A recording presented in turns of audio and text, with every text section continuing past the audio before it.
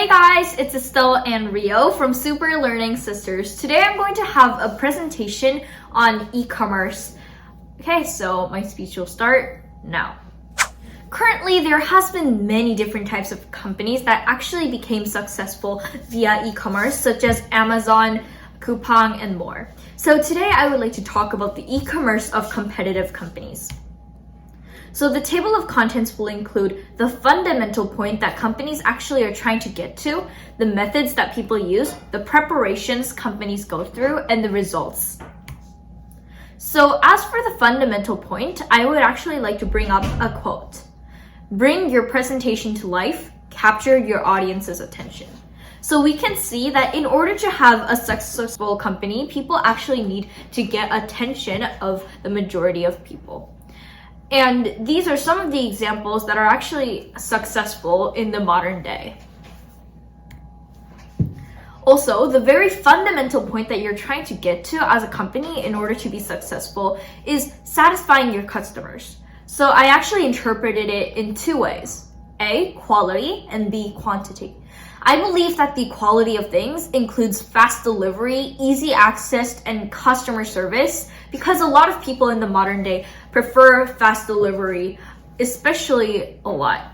And also when it comes to quantity, I believe that this is also exclusive in e-commerce because they come up with more recommendations and a sufficient pool of products. Then as for the methods, obviously these people are going to use e-commerce, right? But then how do we do this? I think there's the COP of e-commerce, which is number one, collaborating with different types of companies such as Uber Eats.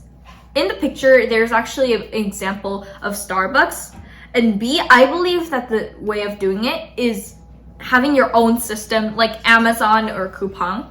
And last but not least, if the company is pretty small or if it does not feel like collaborating or having its own system, the post office or the post service is also an option. Then as for the preparation, there needs to be a website for this type of company to have e-commerce, or even if there isn't, they need their own page in different types of platforms. So when it comes to Starbucks, they use Uber Eats, and when it comes to Amazon, it has its own type of website. So here, I would actually bring a few types of examples. So H&M is one of the most famous clothing companies around the world, and I actually screenshotted their website. So what is exclusive, or not exclusive, but what is actually the good side of their type of website, right? So there's divided things, which is women, men, baby, kids section that actually increases the customer satisfaction by making it easier for them to find different types of products. That actually leads to a better organization of the website overall. And when it comes to Apple, remember the quote that I actually talked about in the beginning of my presentation? Well, these companies need to get a lot of attention and via these types of wonderful pictures or these types of interesting photos or imagery, they can actually catch the audience's attention. So what are the results? So obviously, it does not mean that just because you use e-commerce, there's going to be huge success like Nike or Apple. But there would be an increase of sales. Let's say that you are a small company.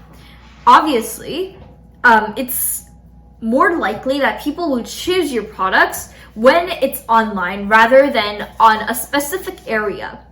Also, it puts more attention of the public into your company, which is mainly the reason why there's the increase of sales. In conclusion, I would like to divide my presentation into 4 points. Number one, customer satisfaction, which is the fundamental point that we're trying to get to. Number two, the organization of websites. And number three, the attention that these websites can actually get. And number four, the COP, which is collaboration, organization, or own website, or P, which is post service. Thank you.